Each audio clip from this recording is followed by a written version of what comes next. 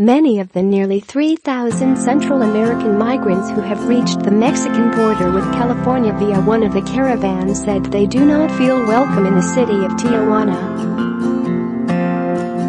Mostly made up of Hondurans, the group set out almost a month ago before reaching the border city. The vast majority were camped at an outdoor sports complex, sleeping on a dirt baseball field, and under bleachers with a view of the steel walls topped by barbed wire at the newly reinforced U.S.-Mexico border.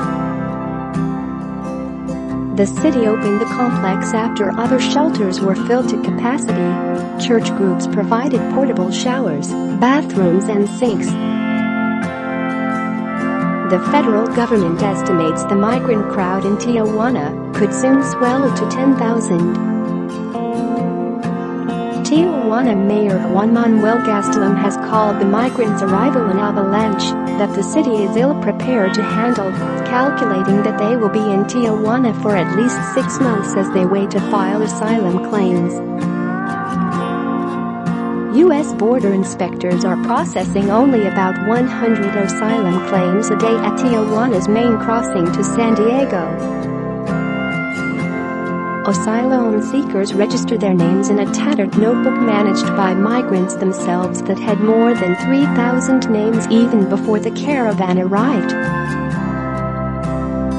While many in Tijuana are sympathetic to the migrants' plight and are trying to assist, some locals have shouted insults, hurled rocks and even thrown punches at the migrants. It's a stark contrast to the many Mexican communities that welcomed the caravan with signs, music, and donations of clothing after it entered Mexico nearly a month ago. Share this article. Share countless residents of rural areas pressed fruit and bags of water into the migrants' hands as they passed through southern Mexico, wishing them safe journeys. Alden Rivera, the Honduran ambassador in Mexico, visited the outdoor sports complex Saturday. Rivera expects the migrants will need to be sheltered for 8 months or more and said he is working with Mexico to get more funds to feed and care for them. He expects the migrant numbers in Tijuana to reach 3,400 over the weekend, with another 1,200 migrants having made it to Mexicali, another border city a few hours to the east of Tijuana.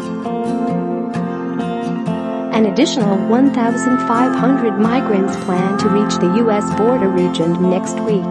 Rivera said 1,800 Hondurans have returned to their country since the caravan first set out on October 13th, and that he hopes more will make that decision.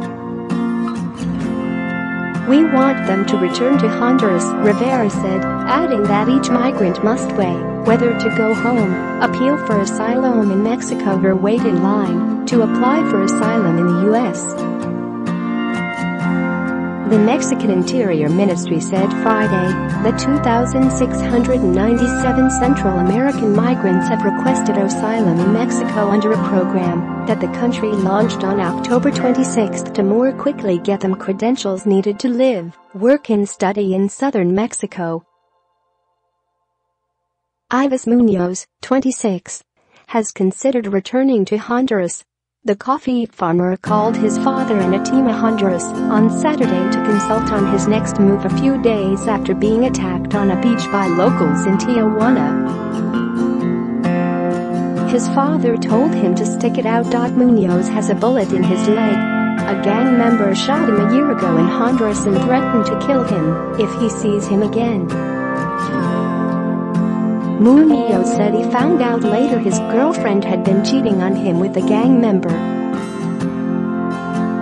He's afraid to go home, but he feels unwelcome in Tijuana. Munoz was asleep on a beach in Tijuana with about 24 other migrants when rocks came raining down on them around 2 a.m. on Wednesday. He heard a man shout in the darkness, "We don't want you here. Go back to your country." Munoz and the others got up and ran for cover, heading toward the residential streets nearby. As the sun rose, they hitched a ride on a passing truck to Tijuana's downtown. Now he is staying at the sports complex. "I don't know what to do," said Munoz. He fears the U.S. won't grant him asylum and that he'll get deported if he tries to cross into the country without authorization.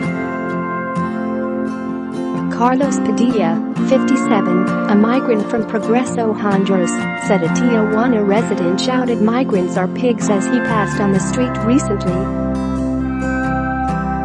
He did not respond. "We didn't come here to cause problems, we came here with love and with the intention to ask for asylum," Padilla said. "But they treat us like animals here." Padilla said he will likely return to Honduras if the U.S. rejects his asylum request. The migrants' expected long stay in Tijuana has raised concerns about the ability of the border city of more than 1.6 million to handle the influx. Tijuana officials said they converted the municipal gymnasium and recreational complex into a shelter to keep migrants out of public spaces. The city's privately run shelters have a maximum capacity of 700. The municipal complex can hold up to 3,000. As of Friday night, there were 2,397 migrants there. Some business owners near the shelter complained on Saturday of migrants panhandling and stealing. Francisco Lopez, 50, owns a furniture store nearby. He said a group of migrants took food from a small grocery a few doors down, and he worries that crime in the area will rise the longer the migrants stay at the shelter. Other neighbors expressed empathy. "These poor people have left their country, and they're in an unfamiliar place," said Maria de Jesus Izarraga, 68, who lives 2 blocks from complex. As Izarraga spoke from her home's front door, a man interrupted to ask for money to buy a plate of beans. He said he came with the caravan and had blisters on his feet. She gave him some pesos and continued speaking, "I hope this all works out in the best possible way." Outside the complex, lines of migrants snaked along the street to receive donations of clothes and coolers full of bottled water, being dropped off by charity groups and others looking to help the migrants. Felipe Garza, 55, acknowledged that many in his hometown don't want to help as he and other volunteers from his church handed migrants coffee and rolls at the impromptu municipal shelter. "It's uncomfortable to receive such a big multitude of people, but it's a reality that we have to deal with," he said.